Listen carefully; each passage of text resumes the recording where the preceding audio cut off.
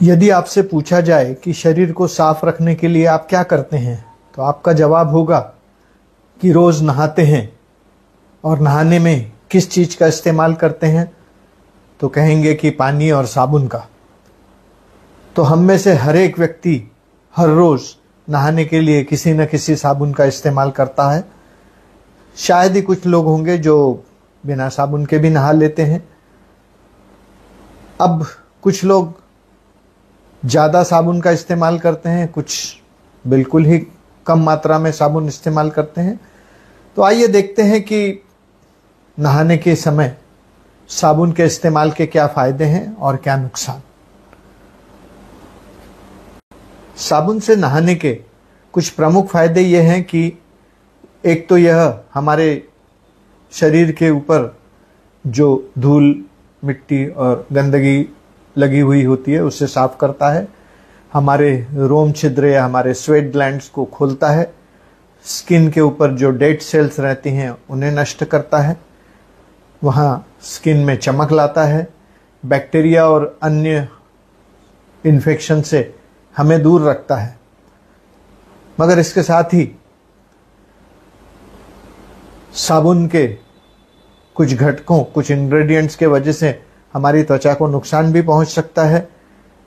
उसकी स्वाभाविक या नेचुरल चमक खत्म हो सकती है। कई तरह की स्किन एलर्जी हो सकती है, त्वचा खुरदुरी हो सकती है। कुछ लोग बालों में भी साबुन लगाकर धोते हैं, उससे आपके बाल साबुन से नहाने के फायदे ये हैं कि यह हमारी त्वचा के ऊपर मेकअप, धूल, गंदगी, कुछ तैलीय कण जो हैं, ऑयली सब्सटेंसेस, उनको दूर करता है। अगर वहाँ पर कोई बैक्टीरिया, वायरसेस या अन्य कोई जीवाणु हैं या ऑर्गेनिजम्स हैं, उनको हटाकर हमारी स्किन को स्वस्थ रखता है। हमारे स्किन को एक्सफोलिएट करता है, मतलब उसमें कि जो डेड सेल्स हैं उनको निकालता है ताकि नई, ताजी और अच्छी चुस्त दुरुस्त सेल वहाँ पर आएँ। स्किन में चमक देता है, स्किन में खुशबू आती है, हम अपने आप को तरोताज़ा महसूस करते हैं और हमें नहाने के बाद एक अलग तरह की फीलिंग आती है कि अब हम बेटर हैं, अच्छी तरह से लोगों के बीच में जा सकते हैं, खुद को अच्छी तरह। एक और, साबुन लगाने से वहाँ के ब्लेमिशेस या झाइयाँ जिसे कहते हैं, डिस्कलरेशन, वह कम होता है। त्वचा अगर रूखी या इरिटेटिंग हो तो उसमें मंदी आती है, उसको शांत करता है। मगर इसके साथ ही साबुन का बेजा इस्तेमाल या गलत साबुन का इस्तेमाल आपको कई तरह की चमड़ी की, त्वचा की बीमारियां भी पैदा कर सकता है। अगर साबुन में हानिकारक तत्व हों तो वह आपकी त्वचा को रूखी, ड्राई, रफ कर देगा। स्किन पर नेचुरली जो ऑयल होता है, जो हमारी सीबेशियस ग्लैंड सिक्रीट करती हैं, वो ऑयल को ख़त्म कर देता है, जिससे स्किन की चमक ठीक नहीं रहती, खराब हो जाती है।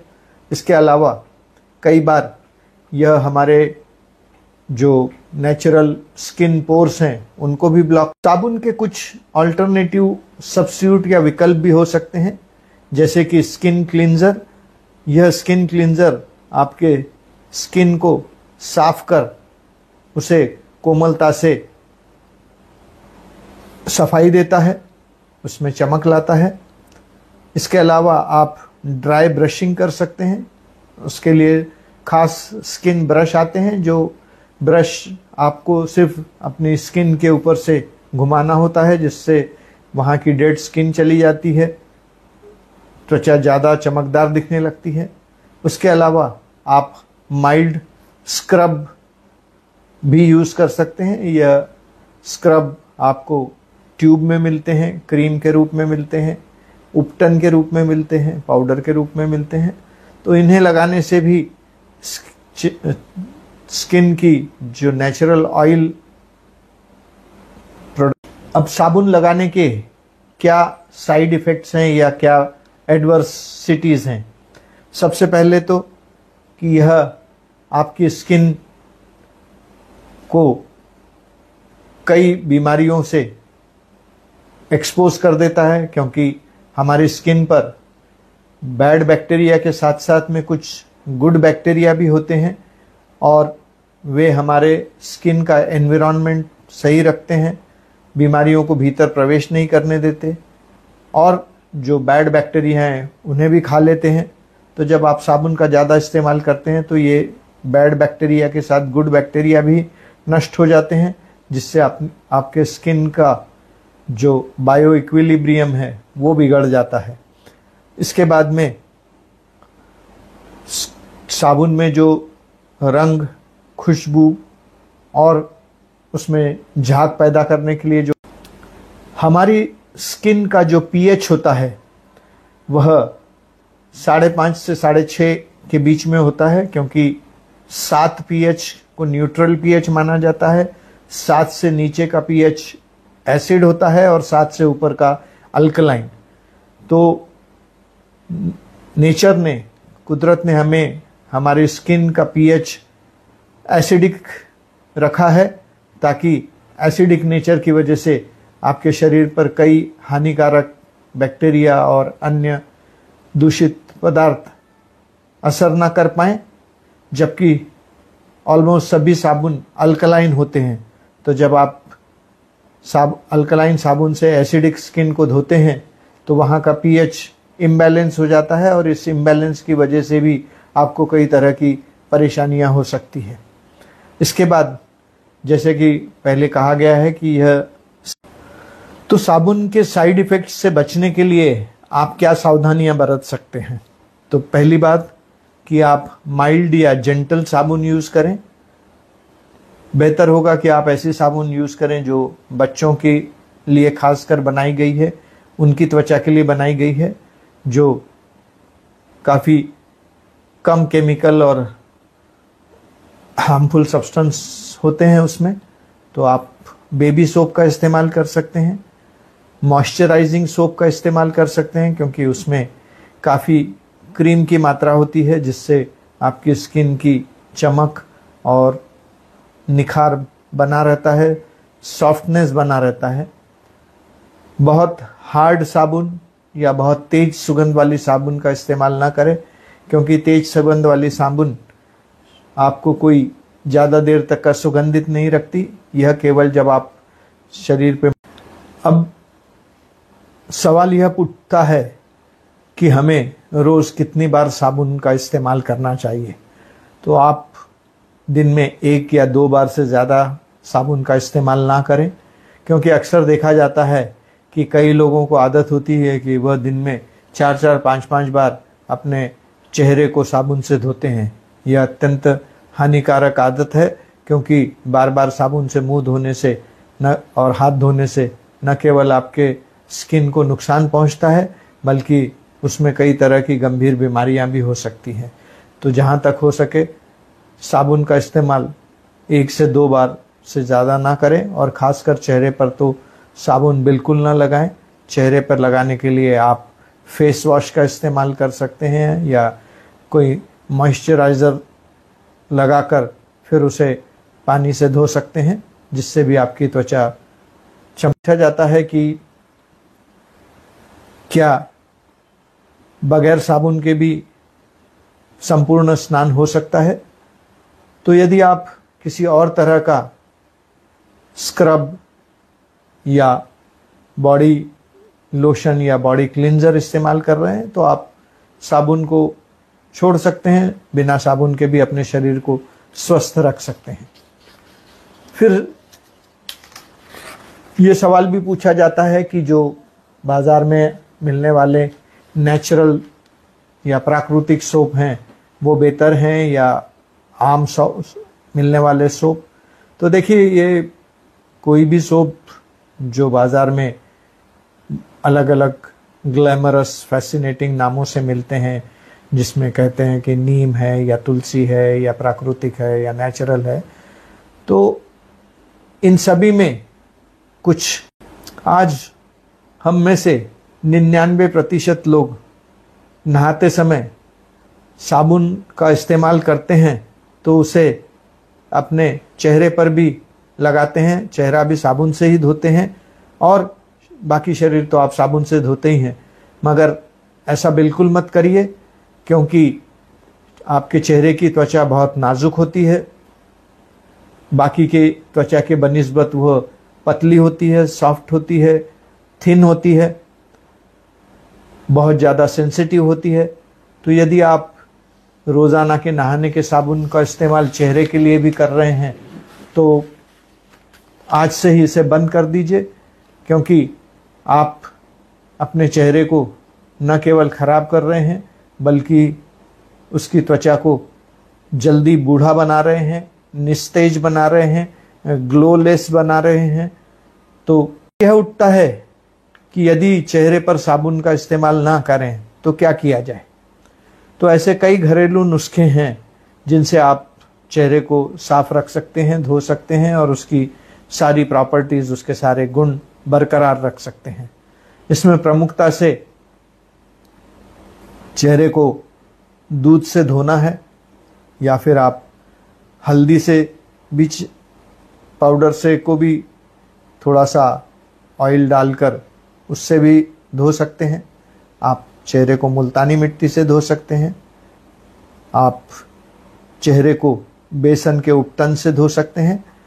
बेसन का जो उपटन है, आप सादा बेसन जो आपको बाज़ार में मिलता है या घर में आप पिसवा कर रखते हैं, उसमें 2-4 बूंद नारियल के तेल की डालकर पानी मिलाकर आप उसे चेहरे पर लगाएं तो यह एक नेचुरल।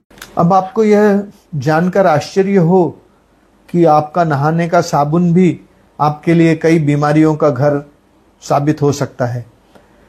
इनमें मिले हुई सुगंध, अलग अलग रसायन, रंग, खुशबू और झाग उत्पन्न करने वाले घटकों की वजह से आपको कई तरह की गंभीर बीमारियां भी हो सकती हैं। जैसे कि पाया गया है कि इनमें से कुछ रसायन से आपकी इम्यूनिटी कम होती है, आपको माइग्रेन की बीमारी हो सकती है, आपको नर्वस डिसऑर्डर्स हो सकते हैं, यहाँ तक कि कई रसायनों में कुछ कैंसर पैदा करने वाले तत्व भी पाए गए हैं। अब सवाल यह उठता है कि क्या त्वचा पर साबुन लगाने से ये सब चीज़ें हो सकती हैं? कोई पूछ सकता है कि क्या मैं साबुन खा रहा हूं जो मुझे ये सब बीमारियां होंगी? तो दरअसल ये हानिकारक सब्सटेंसेस आपकी त्वचा से एब्जॉर्ब होते हैं, एब्जॉर्ब होकर आपके खून में मिल जाते हैं और फिर वो पूरे शरीर में फैल जाते हैं। तो यदि आप कुछ ऐसे साबुनों का इस्तेमाल कर रहे हैं जिनकी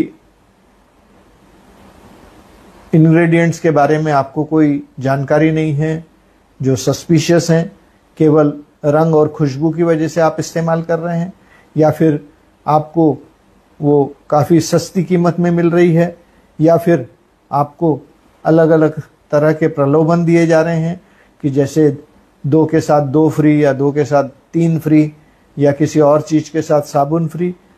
तो इन फ्री और आकर्षण करने वाले विज्ञापन, आज अगर आप अखबार, टीवी, रेडियो खोलते हैं तो आपको हर तरफ साबुन के विज्ञापनों की बाढ़ आती हुई नजर आएगी।